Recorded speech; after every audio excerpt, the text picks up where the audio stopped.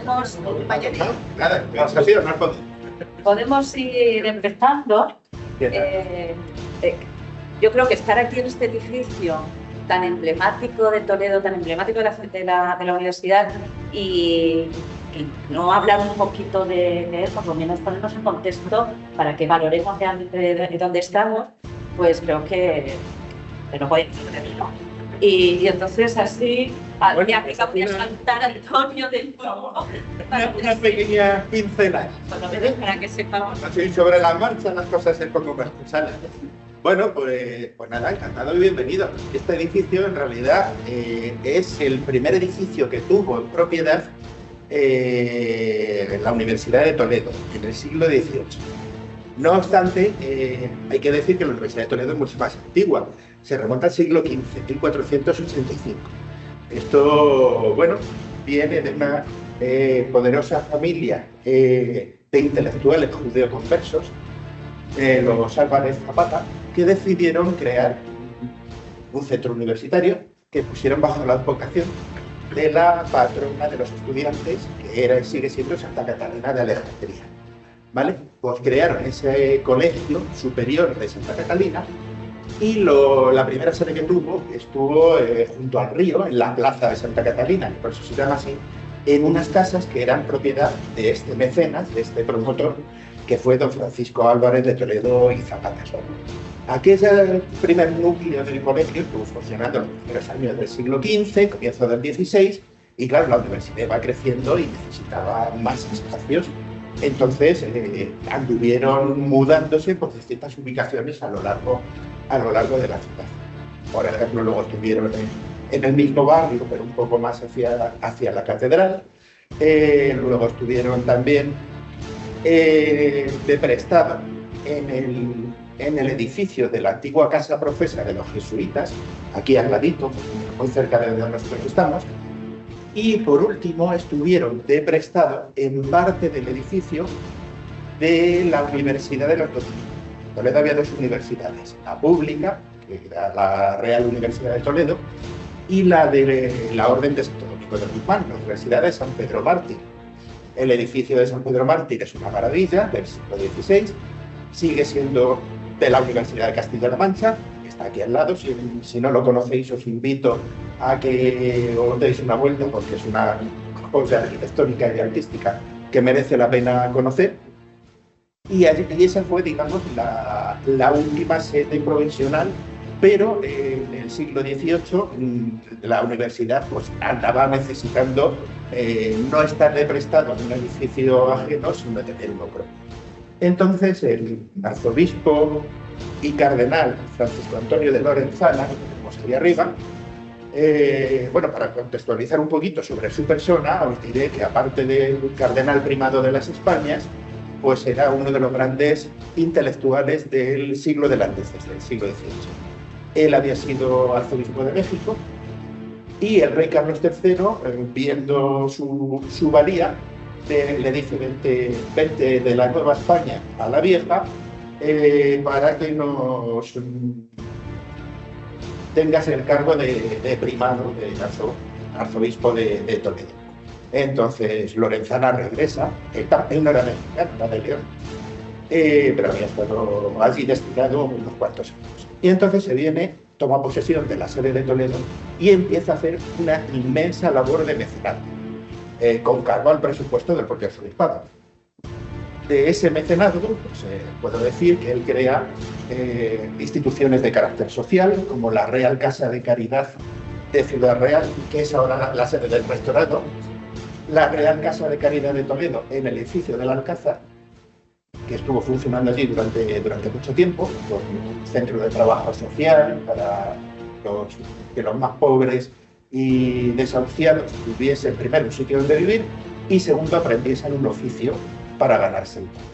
Entonces pone allí como una especie de escuela taller para formar a todas esas personas sobre todo en labores textiles, resucitando la vieja labor del trabajo de la seda, que había funcionado antes y se recupera en el siglo XVIII.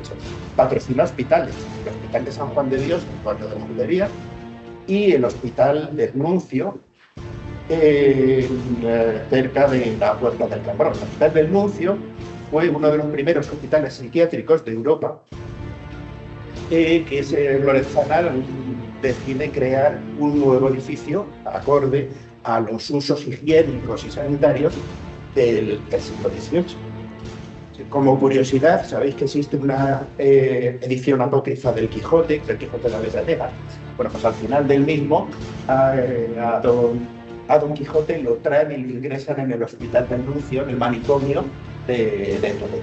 Fue un centro de salud mental que se remonta al siglo XV, pero que Lorenzana lo refunda y le da un...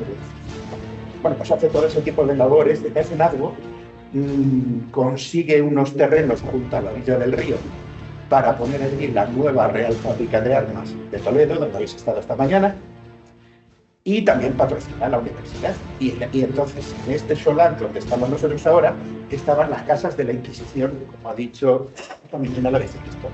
Esas casas de la Inquisición las manda a demoler, las arrasa, y en el edificio dice, voy a crear, con cargo al presupuesto del arzobispado, un nuevo edificio para la Universidad de Toledo, que es el edificio en donde estamos nosotros ahora. Además lo construye en el rápido plazo de 3 años.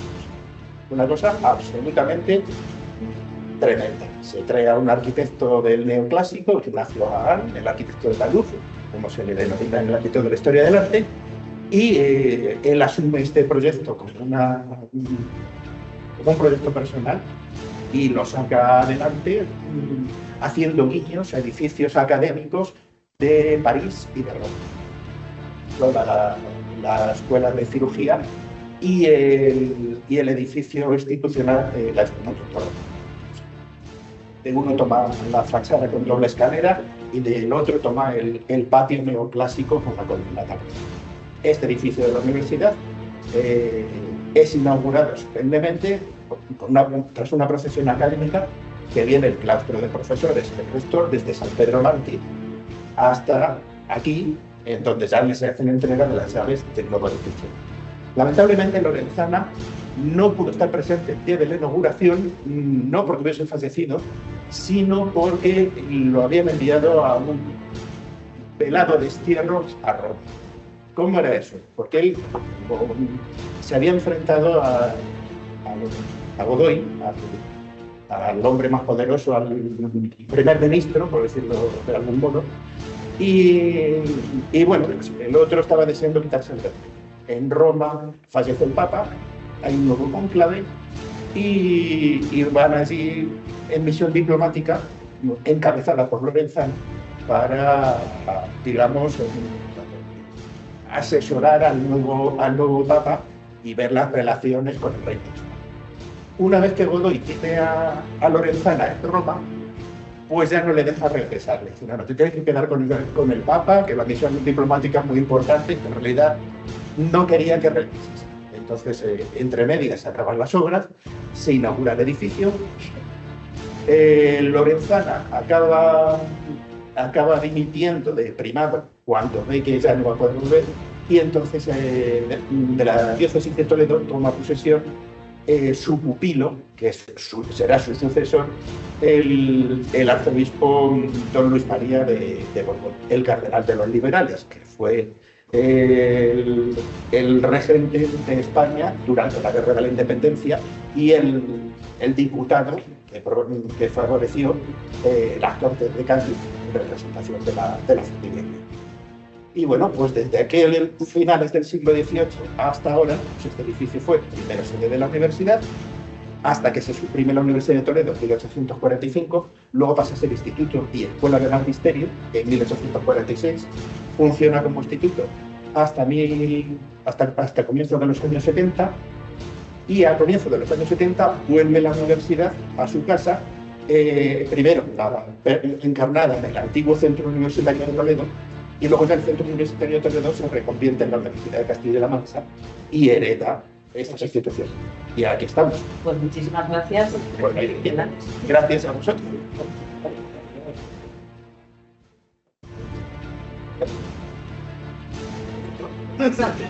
Así improvisada. Bueno, pues no sé si improvisando también, pero bueno, ya les conocéis, estamos todo el día juntos, Juan Manuel Montes y Fátima Ternero, que nos van a... Bueno, ellos son profesores de la Universidad de Sevilla, de la Escuela de Técnica Superior de Ingenierías, ¿no? Y son del Departamento de Ingeniería y Ciencia de los Materiales y Transporte. Y entonces, bueno, seguramente conocéis La ciencia de los materiales fantásticos. Si no lo conocéis, es un libro fantástico que os van a animar a leerlo. Y nada, yo no entretengo más. Es un placer teneros aquí. Yo tenía muchas ganas. Ya cuando nos conocimos algo, yo creo que te conté un poquito. Y que podéis estar los dos juntos además hablándonos de estas cosas de divulgación tan maravillosa que haces. Y que haces. Pues muchas gracias, Claudia. Muchas gracias a todos por estar aquí en este marco incomparable. No permitir que diga esa frase que quiero decir durante toda mi vida, pero es que el edificio lo merece. Es un marco incomparable y además tenemos el público más acertado en la información, porque verdaderamente a lo largo del día se ha demostrado que estoy verdaderamente entregado a la divulgación. Y de divulgación vamos a hablar nosotros, ¿no? La excusa de los materiales fantásticos, pero esto es solamente la excusa. Sabéis bien que las obras de ficción, y de ciencia ficción, y fantasía, incluso de mitología, ¿no? Pues están cargadas de materiales que tienen propiedades fantásticas, sorprendentes, y esas propiedades pues, nos permiten hacer un ejercicio al que yo os invito, ¿no? Un ejercicio sugerente desde su punto de vista, y es pensar si esos materiales ya existen, tienen alguna versión real, podrían existir en breve plazo o no podrán existir de ninguna de las maneras si nuestras teorías actuales son ciertas, ¿no? Y lo que os proponemos en esta charla pues, son visitar algunos ejemplos que están tomados precisamente del libro que nos ha mencionado Gloria, que se escribió con el mismo propósito de la charla, ¿no? Más extensamente, pero con el mismo propósito, ¿no? Crear un sentido crítico acerca de materiales que están bombardeándonos continuamente, ¿no? Sobre todo en series de televisión y en películas, pero como digo, esto ya viene de antiguo, en la mitología. ¿Por qué material fantástico podemos empezar? Pues vamos a hacerlo por ese que aquí hemos llamado el oro de los dioses. Ahí ahora entenderéis a qué material me refiero. Ese que veis ahí es el titán Prometeo. Está encadenado a una columna con una cadena de adamantio, la cincha que los dioses no podían ver, y está castigado a un suplicio por Zeus, que lo condenó porque había cometido el pecado de entregar el fuego a los hombres. Para la humanidad siempre se ha visto como un benefactor, pero él ahí en esa escena está sufriendo un suplicio porque ese águila que ven ahí le devoraba todos los días el hígado, y como Prometeo era inmortal, el hígado se le recomponía por la noche y vuelve a empezar, ¿no? Un suplicio que solo se justifica si ese acto que había cometido, pues Zeus lo había juzgado como algo muy, muy dañino, ¿no? Y es una cosa que nos hace reflexionar, o a mí al menos me lo hizo la primera vez que lo leí, y es que tiene el fuego, que es tan peligroso en manos de los hombres. Entre otras cosas porque Zeus, según la propia mitología, lanzaba rayos a la tierra y el hombre ya disponía de fuego, ¿no? Solo tenía que tomarse la precaución de conservarlo, ¿no? De mantener viva la llama, ¿no? Que no era fácil, ¿no? Pero no parece que el fuego fuera una cosa ajena al hombre. Yo creo que lo que encierra este mito es que Prometeo lo que le entregó al hombre fue la tecnología para hacer fuego. Si habéis visto la película Náufrago, ahí se visitan un montón de formas de hacer fuego, ¿no? O de intentar hacer fuego, porque salvo en la última, el protagonista no lo consigue claramente tramposa, ¿no? Porque se nota que el fuego no sale de manera natural. Si alguien lo ha intentado hacer fuego con todos los métodos que nos han enseñado, moviendo un palito, arrastrándolo sobre otra ramita, ni siquiera en las condiciones de mayor sequedad la cosa es fácil, ¿no? Pero hay una manera que sí que es fácil y a veces se nos olvida, y es entrechocar una piedra, que no puede ser cualquiera, es una piedra especial, contra otra que sí puede ser cualquiera, pero que debe ser muy dura. Puede ser perfectamente el sílex o el pedernal que nos vienen acompañando desde la edad de piedra, ¿no? Esa otra piedra que tiene que ser especial es esa a la que estamos llamando el oro de los dioses, y la que estamos suponiendo que Prometeo robó a los dioses y les entregó al sol. Para nosotros, aquí, esa es nuestra suposición, sería la pirita, el sulfuro de hierro. El sulfuro de hierro es una piedra que, al ser entrechocada, pues lanza una estela de chispitas que, bien orientada sobre hierba seca, musgo, yesca, que se llama, pues puede prender fuego, se alimenta luego con ramitas mayores, con ramas más grandes, y mantener y avivar un fuego grande. Así que es un mecanismo bastante eficiente de generar fuego. De hecho, hasta el descubrimiento del hierro, esa fue la única manera práctica de generar fuego que tuvo el hombre. Eso se nos olvida, pero cuando se descubrió el hierro es más eficiente para esa labor. Y hasta el descubrimiento del fósforo químico no hubo otra manera de encender el fuego. Así que, claro, que estaba ahí detrás una tecnología. La tecnología de generar fuego es muy importante para el hombre. El fuego, como sabéis, nos permitió sobrevivir como especie. Eso no hace falta que yo lo recuerde. Nos permitió calentarnos, nos permitió iluminarnos, ahuyentar a las fieras, montones de cosas, ¿no? Cocinar, naturalmente, alejando bacterias de nuestros alimentos, pero nos permitió más cosas. Nos permitió, y es a lo que vamos nosotros, nos permitió modificar los materiales. Nos permitió hacer barro cocido. El barro que había utilizado el hombre era barro secado al sol. Cuando el barro secado al sol se sometía al fuego, cambiaba drásticamente sus propiedades. Se hacía duro, se hacía impermeable al agua, ¿no? O si no impermeable, resistente al agua. Y eso nos permitió hacer objetos, vasijas, utensilios para la comida, para el transporte de alimentos, y también nos permitió hacer ladrillos resistentes al agua, que nos permitió hacer edificaciones más potentes, más resistentes, y canalizaciones de agua. Las civilizaciones necesitan eso, ¿no? Necesitan control de los flujos de agua donde hay mucha masa de población, ¿no? Y así que debemos mucho al fuego que nos condujo a todo eso. Nuestros descubrimientos acerca del fuego y acerca del barro cocido nos llevaron a nuevos descubrimientos.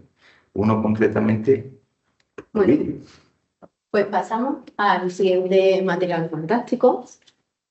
En este caso voy a hablar del vidriagón. Pero antes os voy a hablar del vidrio. El vidrio, como ha dicho mi compañero, ¿no? La cocción del barro nos instruyó a hacer hornos que fueran más eficientes y que fueran capaces de soportar más altas temperaturas. Bueno, sabemos que el vidrio simplemente es arena fundida. ¿Cuál es el problema? Bueno, pues el problema es que funde a una temperatura muy elevada, unos 1500 grados. Entonces, el éxito del vidrio colado, ¿no? Surgió, ya es una receta ancestral, añadiendo a esa arena, a ese óxido de silicio, pues determinados carbonatos, ¿no? La ceniza besosa o la piedra caliza junto con el calor, que producía una serie de productos, ¿no? Esto hacía que la adición de estos carbonatos disminuyese su punto de fusión, ¿vale? Hoy en día, pues los vidrios con los que solemos tratar, los vidrios que tenemos en la ventana, son vidrios sódicos y cálcicos que siguen esa receta ancestral. La única diferencia es que se parten de los óxidos, de sus óxidos, tanto de sodio como de calcio, en vez de sus precursores. Y bueno, con esta introducción del vidrio era para hablaros de El Vidriagón. Todo el mundo conocéis la serie Juego de Tronos, en el que se habla de este vidriagón o vidrio de dragón, ¿no? Bueno, fue creado por la antigua civilización valiria y tenía dos propiedades. Una era la capacidad de emitir luz y la otra era la capacidad de fulminar a los caminantes blancos. Bueno, ¿qué fantástico tienen estas propiedades? Bueno, pues la capacidad de emitir luz pues no es ninguna propiedad fantástica. De hecho, sabemos que añadiéndole determinados óxidos de tierras raras, ¿no? Bueno, pues es capaz de emitir luz en diferentes colores. Pero, ¿qué pensáis que le pudieron añadir, ¿no? esa civilización valiria a ese vidrio para que tuviese la capacidad de fulminar a los caminantes blancos? ¿Qué pensáis? Bueno, no quiero hacerle spoilers del libro, pero ahí lo dejo, ¿vale? Bueno, seguimos con otro material legendario, el calco, que ya Platón en el Critias hablaba de la Atlántida, ¿no? Que de haber existido, pues se encontraría pues enfrente de las costas de Cádiz. Platón ya hablaba de que los atlantes tenían un comercio, o sea, tenían grandes riquezas debido al comercio de un material. El material era el oricalco que solamente poseían ellos en la isla. Entonces, aquí vemos en esta imagen, ¿no? En la imagen de la izquierda, Poseidón, que se encontraba en el centro de la isla tal como nos describía Platón. Bueno, realmente no sabemos lo que es el oricalco, pero bueno, podemos hacer una suposición. Podría ser latón, que como bien sabéis es una relación de cobre y zinc, fruto de la casualidad a la hora de obtener bronce. Pudo ser pirita, sulfuro de hierro, realmente no sabemos lo que fue, pero fuera lo que fuese, pues es normal que se pensase en ese nivel, ¿no? Nivel económico que tuvieron esos atlantes debido al comercio de este oricalco. Primero porque el latón, ¿no? Por su belleza dorada, ¿no?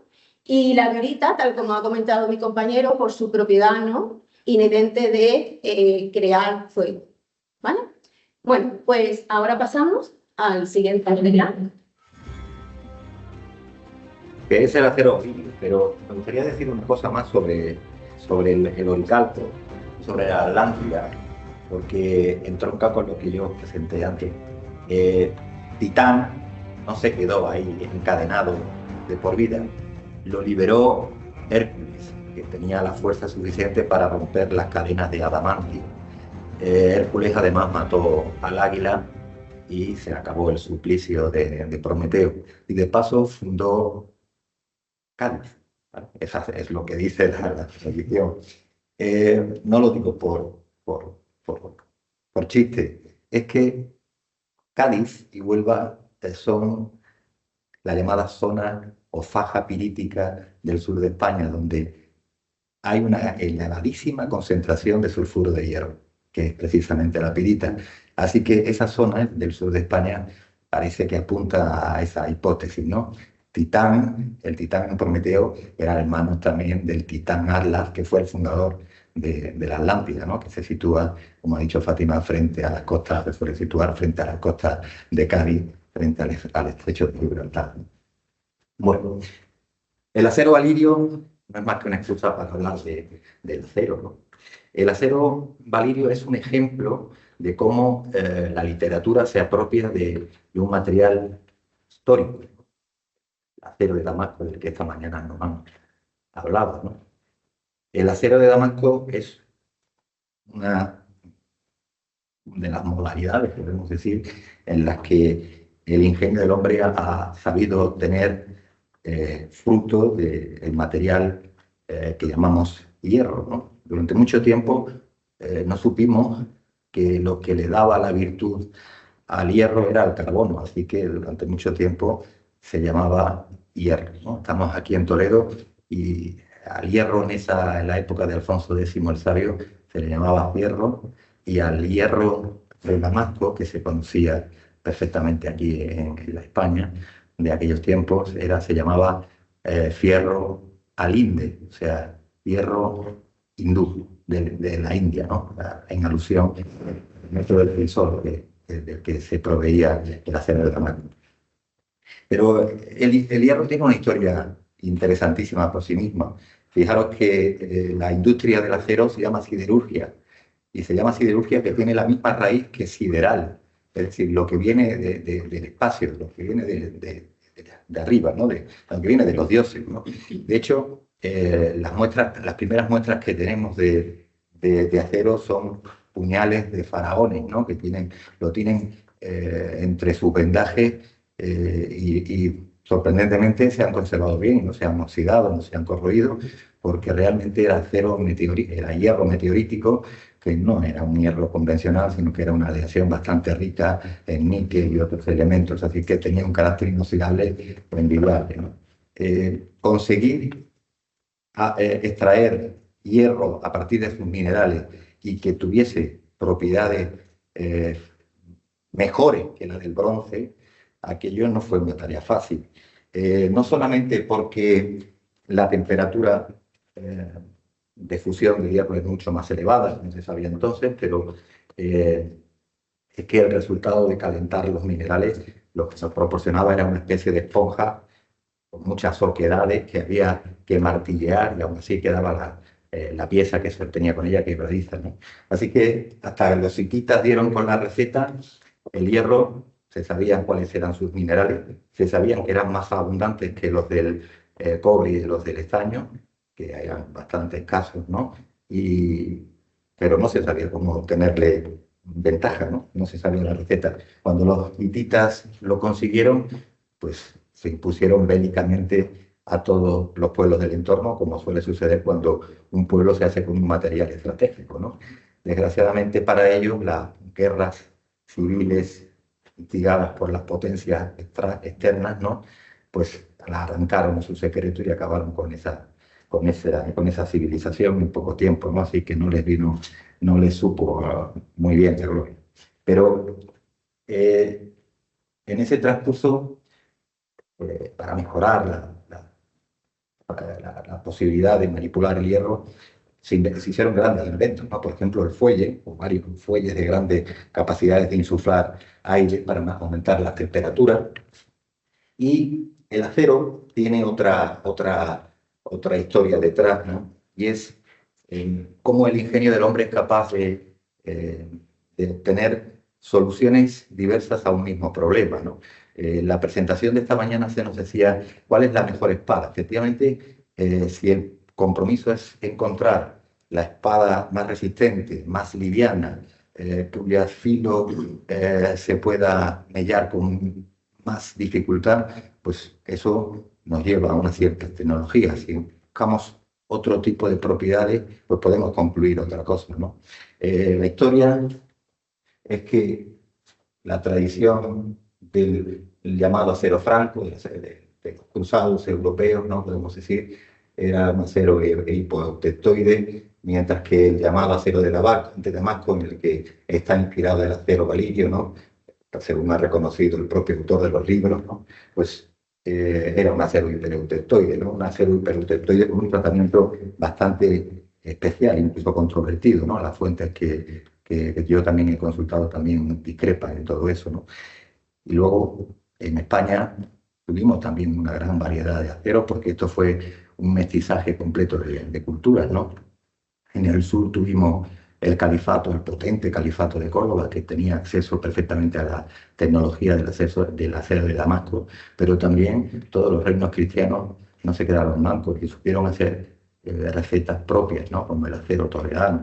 Bueno, así que el acero es un material por excelencia para nuestra tecnología, pero encierra un montón de razones por las que los alumnos la sociedad debe conocerla, ¿no? Es el material que nos ha puesto en la tecnología que estamos actuando, en el momento actual que estamos, ¿no?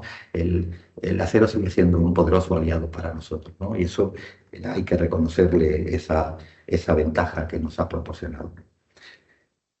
Los chefs modernos presumen de cuchillos, ¿no? Con ese veteado característico, algunas veces falso, ¿no? Que se supone al acero de Damasco, ¿no? En la serie de Juego de Tronos, el acero valirio, por las descripciones que se hacen, recuerda mucho al acero de Damasco. Ciertamente tiene otra propiedad que, como no ha querido desvelar Fátima, también es capaz de fulminar a los caminantes blancos, ¿no? Pues algún aditivo debía tener ese acero para poder generar ese efecto. Pero bueno, si Fátima no lo ha querido desvelar, yo tampoco lo voy a desvelar, no sé a qué me vaya a quitar la voz, ¿vale? Bueno, pasamos a un nuevo material fantástico, el Mithril, que sale en El Señor de los Anillos y de la que está hecho la cota de malla, ¿no?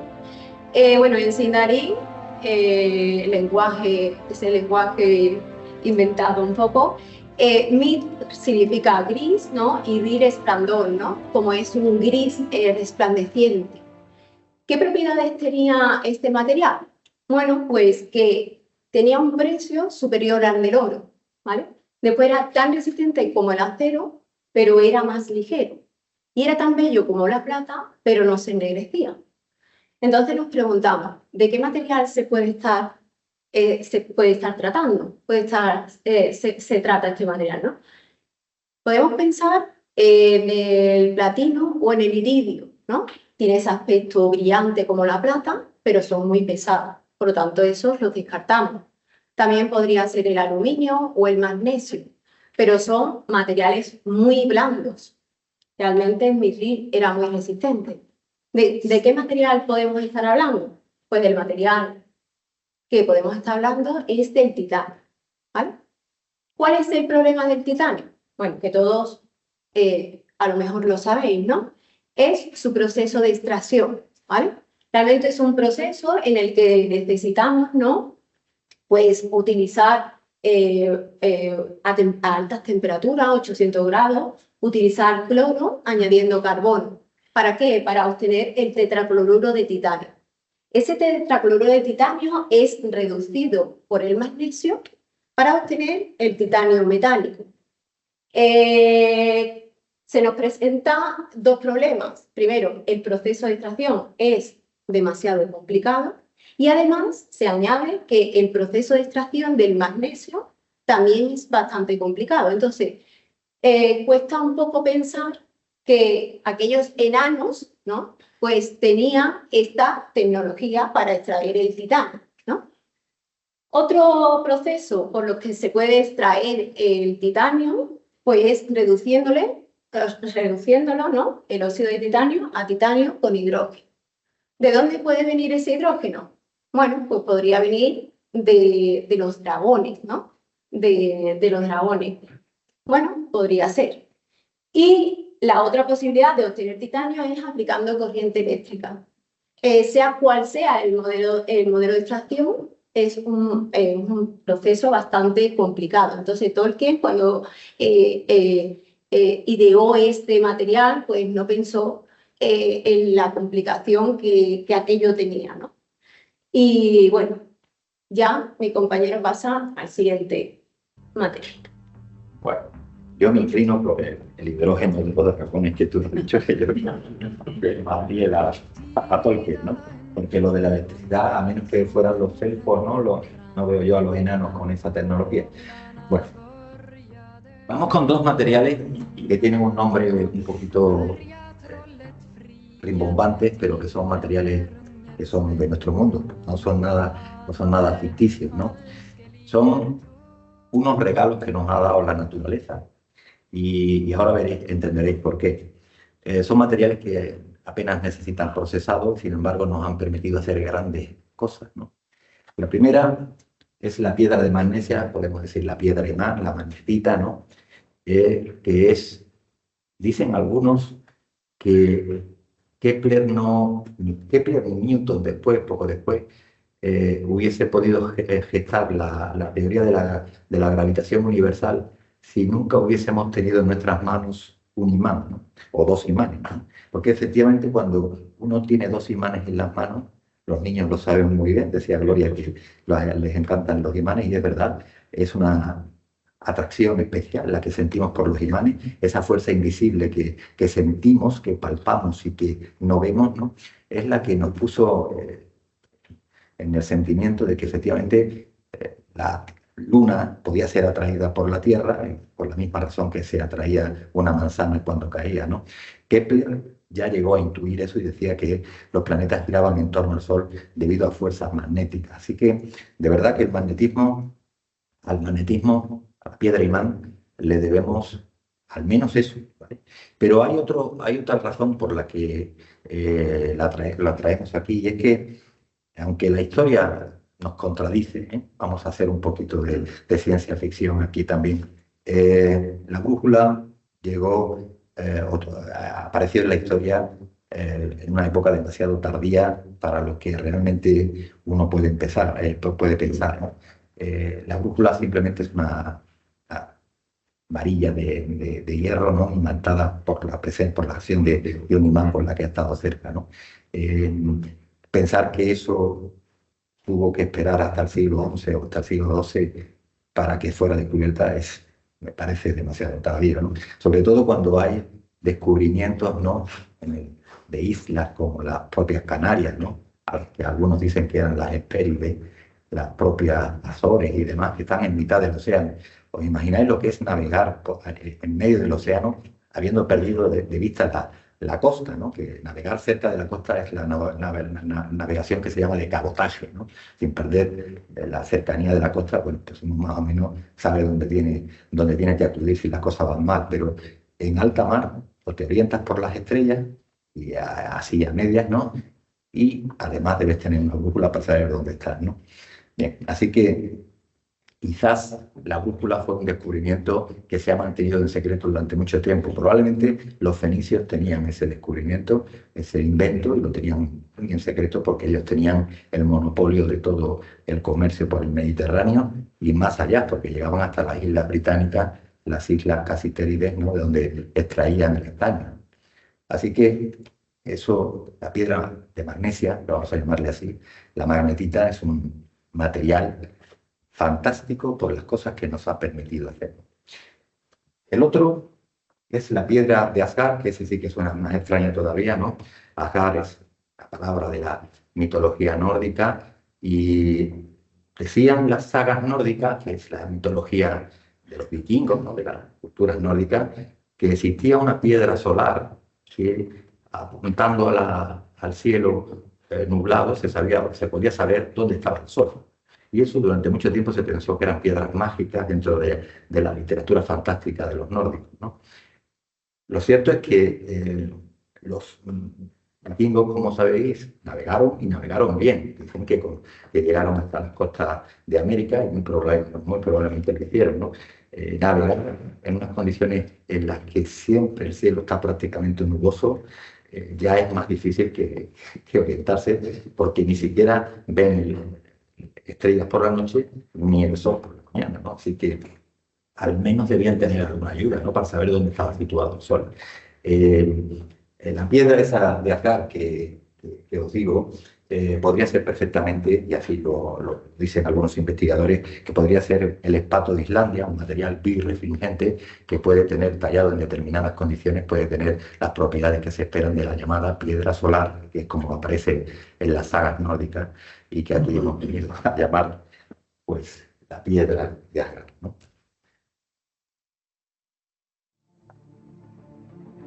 Bueno, pues el turno de Batman.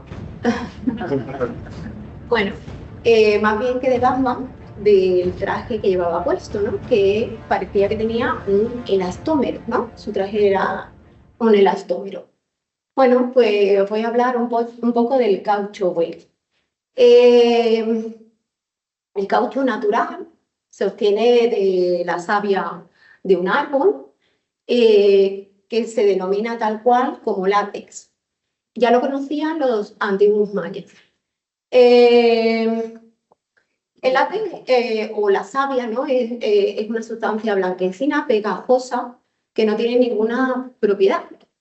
Pero ya los mayas se dieron cuenta de que calentándolo con determinados tipos de cenizas, ¿no?, eran capaces de solidificar y de tener propiedades elásticas. ¿Vale? Entonces, pues ahí es donde nació, ¿no?, lo que se denomina el caucho natural. Más tarde, muchos años más tarde, ¿no?, Goodyear patentó un procedimiento, un proceso, ¿no?, por el cual, añadiendo pequeñas cantidades de azufre a esta savia, en presencia de calor, pues solidificaba y tenía propiedades elásticas. Y a este proceso se le llamó vulcanización, en honor al dios del fuego. ¿Vale? Es cuando nace, bueno, pues el primer polímero natural o goma, ¿no? Tuvieron que pasar muchos años, ¿no?, para conocer, bueno, toda la cantidad de polímeros de plástico que conocemos hasta hoy en día, ¿no? Entonces, bueno, pues evidentemente hay una serie de elastómeros sintéticos, bueno, que se obtienen pues a partir de los derivados del petróleo, el butadieno y neopreno. También incluso hay investigaciones sobre, y se ha llegado a investigar, ¿no?, materiales poliméricos que son eléctricamente conductores, cosa que parecía impensable.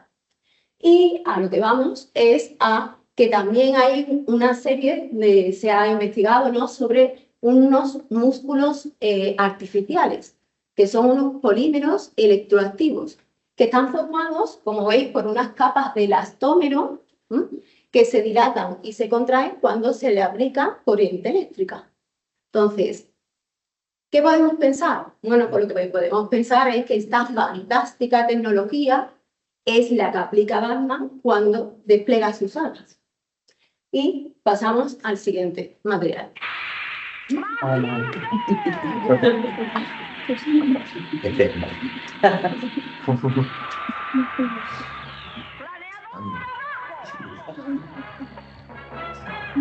Hay que tener más de 40 años para entender esto. Sé que los que tenéis menos de 40, sí, hay algunos sí, ¿no? Pues, pues va a salir otra vez.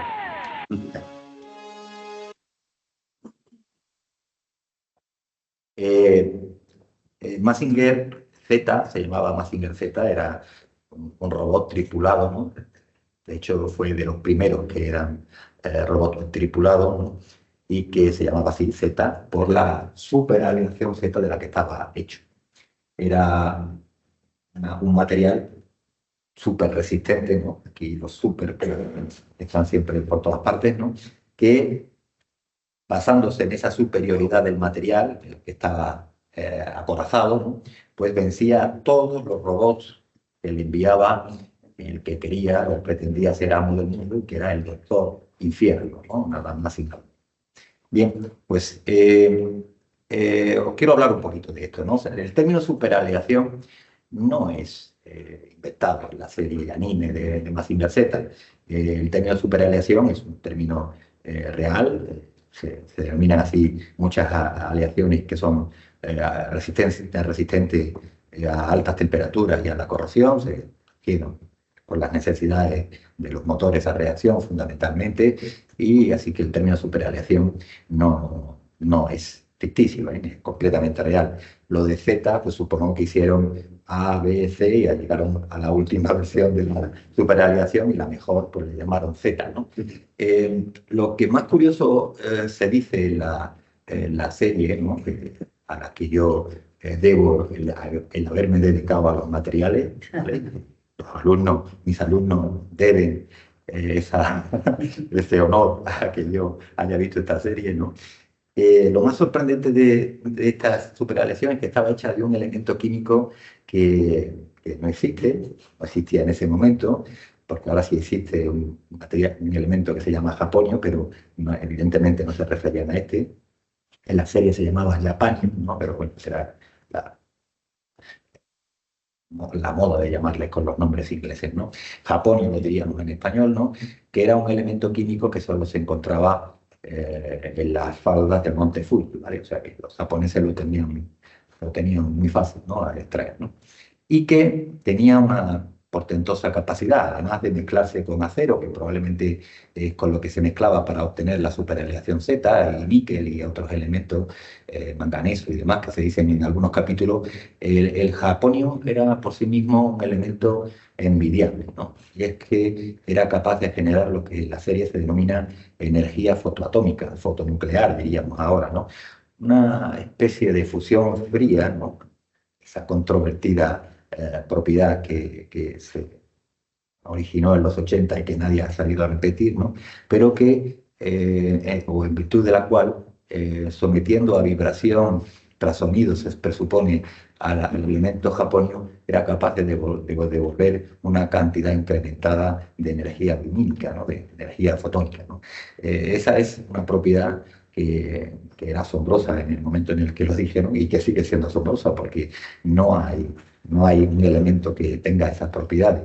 Pero hay algo de misterioso en este japonio y no es el hecho de que no pueda existir. Mucha gente piensa que ya se han descubierto todos los materiales, todos los elementos químicos estables, ¿no? Y eso vienen en muchos libros de texto. Sin embargo, hay físicos que apuestan a que todavía queda por descubrir una isla de estabilidad que se llama, que son elementos superpesados que pueden ser perfectamente estables y que no hemos conocido sencillamente porque son el resultado de colapsos del cosmos en el que nosotros afortunadamente estamos muy alejados y por eso no hemos tenido contacto todavía con él, ¿no?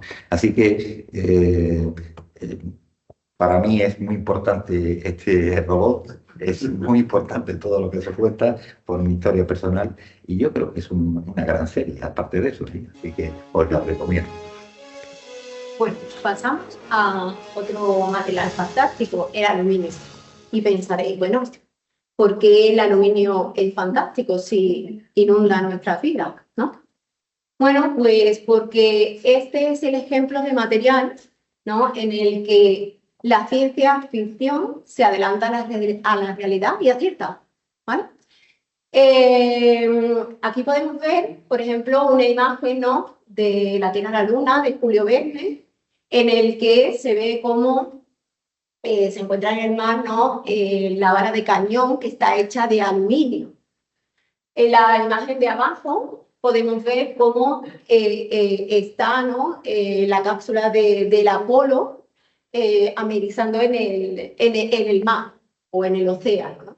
Entonces, como vemos, la similitud es notable.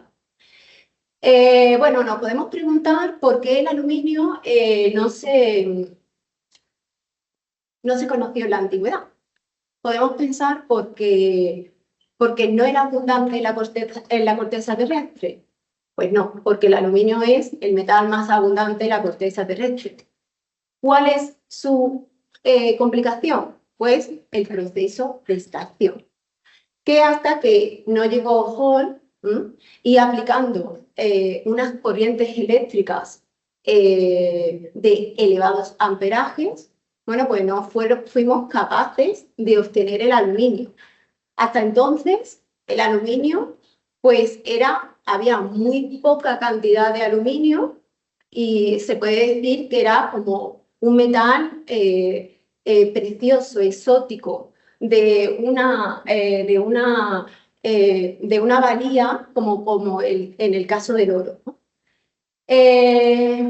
Bueno, el aluminio, como bien sabéis, además, es un material blando. Entonces, no se pudo utilizar, ¿no?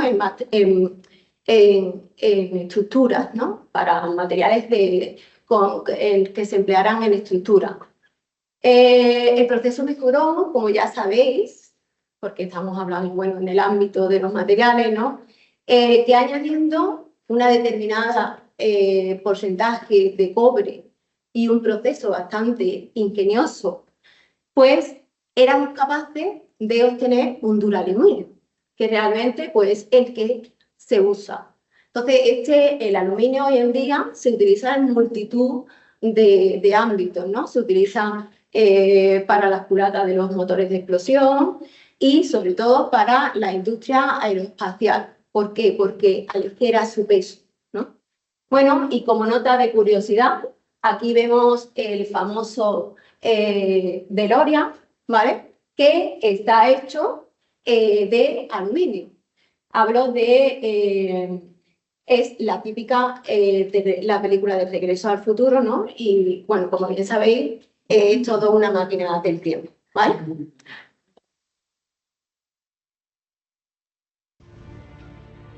Pues ese ejemplo del aluminio ilustra muy bien cómo la ciencia ficción puede acertar. Ahora os pongo yo un ejemplo de cómo la ciencia ficción patina y patina bien, ¿no? O sea, ahí tenéis uno de los materiales que de existir sería fabuloso, la caborita. El primero que la menciona, aunque había otras novelas anteriores que también hablaban de un material parecido, pero me voy a referir precisamente al material que se menciona en Los primeros hombres en la luna de H.G. Wells, ¿no? Que ha tenido muchas versiones cinematográficas. Esta es una serie reciente de la BBC, ¿no? Y que ese material tenía la portentosa capacidad de apantallar nada más y nada menos que a la fuerza de la gravedad, ¿no? Con un material así, pues utilizando persianas, ¿no? Ahí tenéis la nave espacial con la que se podría viajar de la Tierra a la Luna, pues colocando cortinas que apuntaban a la cara de la Tierra, pues esa cara no recibiría atracción, mientras que la cara que estaba apuntando a la Luna pues, descorrería las cortinas y sentiría la fuerza, ¿no? Es un poco ingenuo, pero sin existir el material, claro, que funcionaría, ¿no? Bien, el problema es que para apantallar la fuerza de la gravedad necesitaríamos dos tipos de masas, ¿no? Masas gravitatorias positivas y negativas, y sería exactamente algo parecido a lo que requeriría el martillo de Thor, ¿no? No lo voy a pronunciar, creo que tenga un nombre pronunciable, pero ahí está el martillo de Thor que debe tener alguna tecnología parecida porque gana masa o pierde, ¿no? En función de quién lo toca, ¿no? Así que si no está hecho de caborita, de algo parecido debe ser, ¿no? Pero, como digo, si las teorías de la gravedad, de la gravitación que tenemos en el momento actual son ciertas, la caborita no existe ni va a existir nunca, ¿vale? O sea que desgraciadamente por ahí la ciencia ficción no hay. Bueno, pasamos a otro material fantástico, ¿no? La piedra de Pandora. Os hablo de la película Avatar, ¿no? Bueno, en la imagen de la izquierda vemos cómo las montañas Aleluya estaban flotando, levitando sobre Pandora, ¿no? ¿A qué puede ser debido este efecto? Pues debido al inobtenio, ¿vale? El inobtenio es un material que, bueno, como podemos ver en la imagen de arriba a la derecha, que levita y tiene un efecto superconductor a presión y temperatura ambiental. Entonces, bueno, ya sabemos que los superconductores, su desarrollo empezó sobre el año 1911 y realmente, bueno, pues ha habido bastantes investigaciones en este campo. Normalmente se generan campos magnéticos muy intensos en un volumen muy pequeño. Bueno, ¿cómo podrían flotar estas montañas, ¿no? En el planeta Pandora? Bueno, pues podrían flotar si pensamos que las montañas estuvieran hechas de inobtenio y el campo magnético de Pandora fuera muy intenso e incluso superior al de la Tierra. Evidentemente, los superconductores, ¿no? Hoy en día pues, están en continua investigación, ¿no? Ya sabemos que, bueno, aquí se resiente un poco y vemos cómo hay un imán, ¿vale? Que está levitando sobre un material superconductor que se encuentra dentro del crisol y que está refrigerado, porque ya sabemos que la superconducción se da a cientos de grados bajo cero, ¿vale? Entonces, bueno, sería bueno a corto plazo, ¿no? Poder leer una noticia de que se ha descubierto, se ha desarrollado un material superconductor a presión y temperatura ambiental. Antes os decía que la naturaleza fue generosa con nosotros cuando nos dio la piedra de magnesia, la piedra de Agar. En esto de la piedra de Pandora ha sido cicatera y sigue siendo cicatera hasta el final, ¿eh? O sea, si alguna vez lo encontramos, que el verano pasado casi la gente estaba acariciando que sí, que sí, que sí, que sí, y luego ha sido que no, que no, que no. Pero sigue habiendo mucha inversión en esto porque hay grandes sueños detrás de la posibilidad, no solo ya del efecto levitante que ha mostrado Fátima, sino también de lo que es en sí misma la superconducción, de la facilidad de conducir sin efecto Joule, ¿no? O sea que la superconductividad es yo creo que hoy día es quizás de los sueños más codiciados por los ingenieros y científicos de materiales, ¿no? Y más de uno se llevaría una grata sorpresa, ¿no? Incluido Fátima, ¿no? de conseguirlo. Bueno, dejamos el universo DC, nos pasamos a Marvel, ¿no? Y hablamos de el traje de Spider-Man, ¿no? En algunas películas Spider-Man adquiere unas habilidades, capacidades de pegarse a las paredes, incluso a los techos, como consecuencia de la picadura de una araña, ¿no? En las últimas películas del universo Marvel parece más bien que las propiedades que tiene Spider-Man vienen del traje, ¿no? El traje que le ha hecho su mentor Tony Stark, ¿no? Y por eso hablo del adhesivo Stark, ¿no? De hecho, lo que podría tener es que Spider-Man en los guantes y en los calcetines, vamos a llamarlo así, ¿no? Por llamarlo de algún modo, pues tendría que ser algo parecido a lo que tiene la salamanquesa, ¿no? Sus dedos, ¿no? Y es una serie de vellosidades que terminan en otras vellosidades más finas y que a su vez se bifurcan en vellosidades cada vez más finas, ¿no? Este es el ejemplo clarísimo de que las fuerzas secundarias, que son a la postre las que hacen el efecto, son débiles, pero no por débiles no tienen ninguna importancia. Pueden llegar a ser fuertemente importantes, ¿no? Como vamos.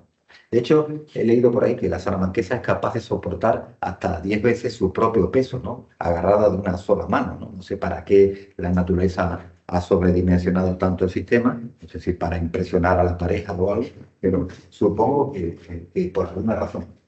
Hemos tratado de imitar eso, esa propiedad, es un tejido que tenga esas terminaciones y capaces de pegarse y de adherirse también. Y casi podría decir que en algunos artículos que he leído se ha conseguido. Lo que no conseguimos es desactivarlo. La salamanquesa lo activa y lo desactiva a placer. Y nosotros no sabemos desactivarlo, ¿no?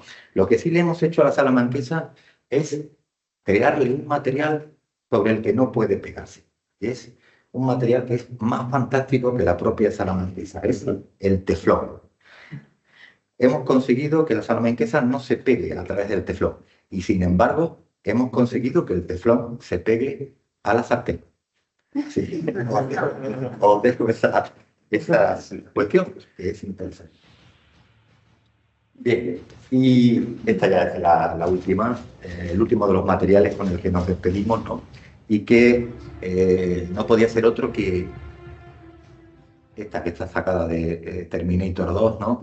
La polialeación mimética, ¿no? Este material daría mucho que hablar porque tiene muchas propiedades.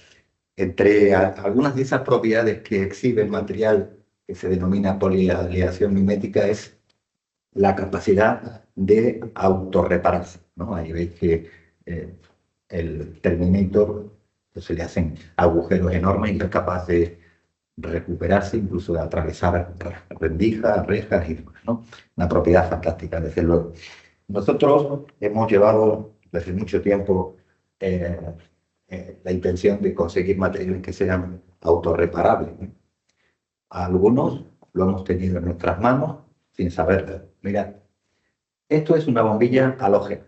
Ya no sé si están prohibidas o están a punto de ser, creo que ya están prohibidas, ¿no? Las bombillas halógenas murieron en el momento de máximo esplendor, cuando la tecnología había alcanzado la excelencia, ¿vale? Les pasó también a los tubos de rayos catódicos.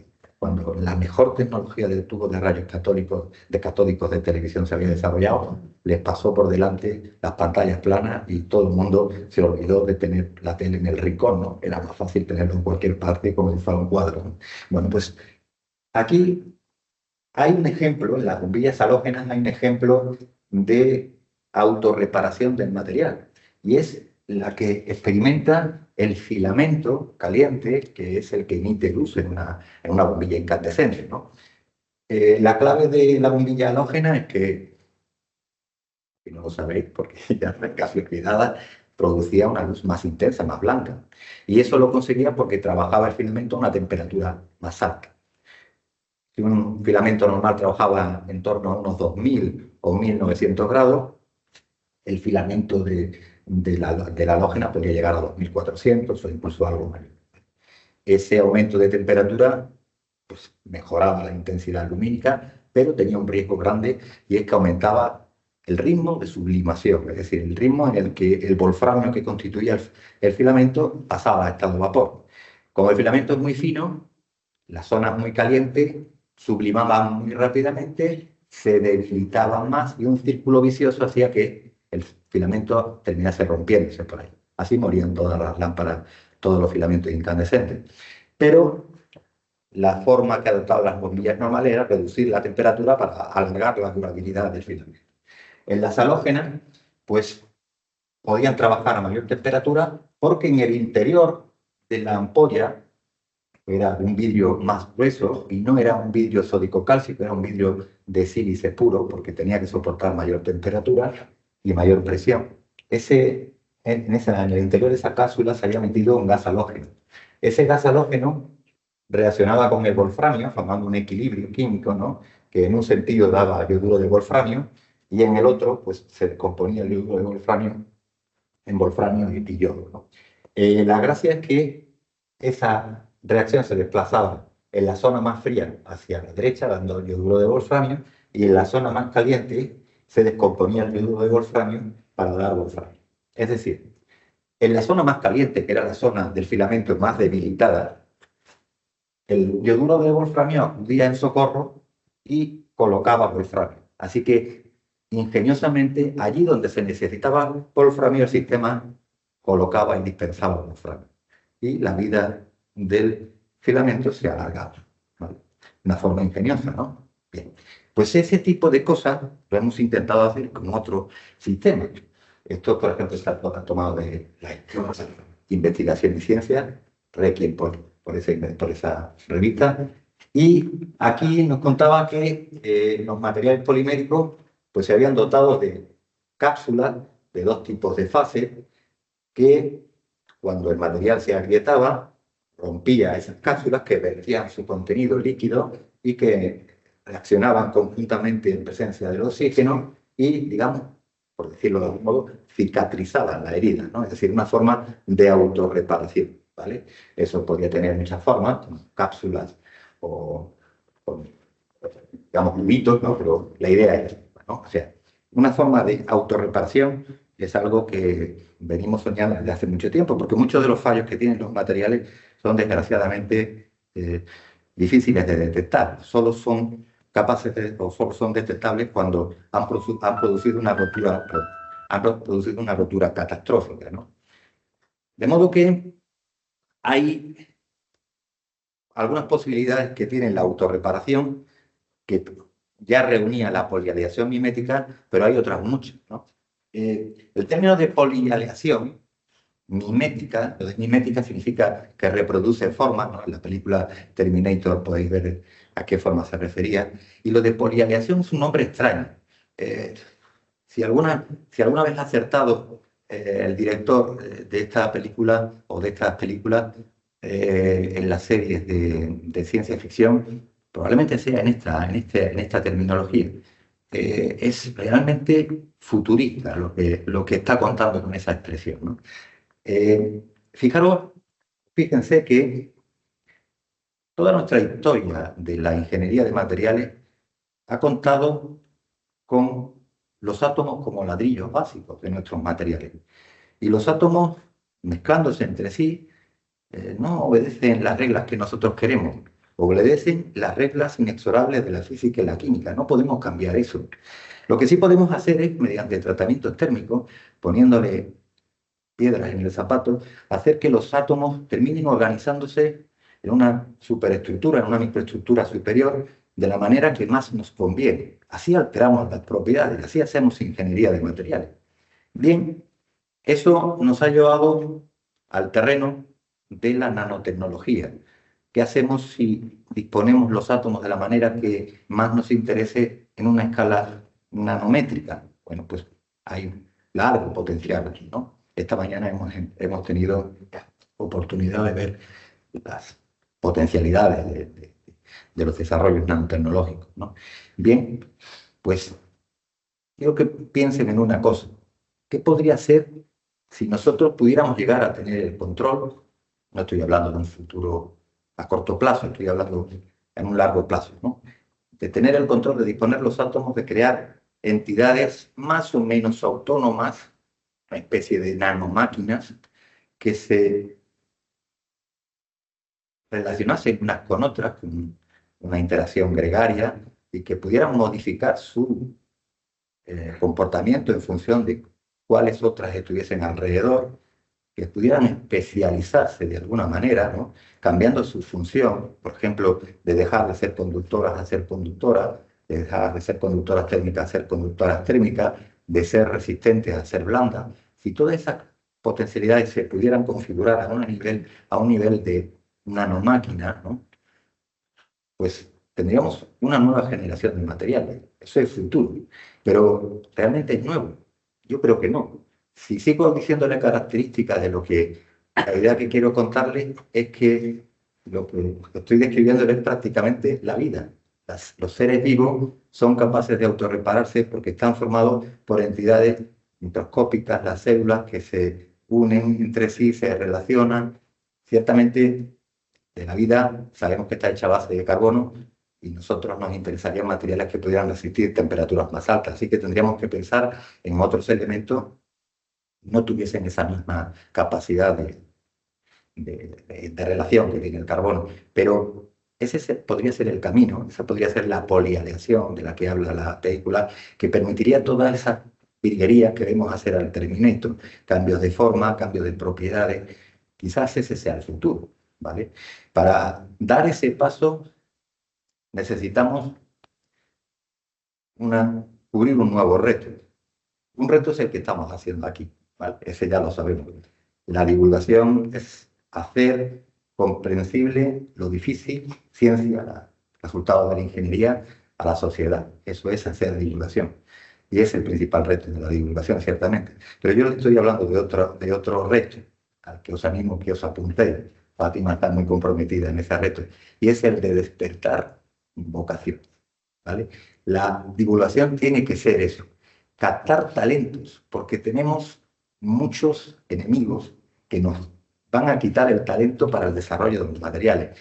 Y son enemigos muy poderosos. Son el Big Data, la inteligencia artificial, son campos muy atractivos, muy sugerentes. Yo mismo me sentiría atraído por eso si fuera ahora un estudiante. Así que tenemos el compromiso, tenemos el reto de atraer gente inteligente al campo de los materiales para dar ese siguiente paso, esa siguiente evolución, que tarde o temprano se dará, pero que podemos acortar el plazo para poder dar, ¿vale? Y ahora sí, os pongo esta...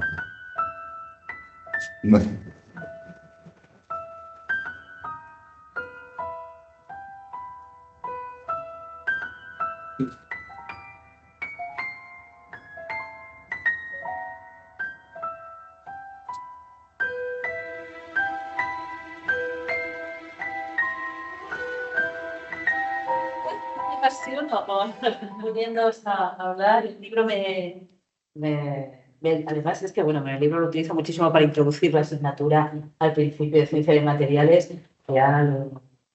Me paso para contar muchas cosas y entonces, bueno, pues que son mis referentes. Entonces, bueno, pues estar aquí en este edificio y escuchando y tal, pues nada, muchísimas gracias. Nos vamos como vamos a estar juntos, ya os digo, todos los comentarios, ahora que queramos hacer, pues ya seguimos hablando, pero ahora ya con la cervecita.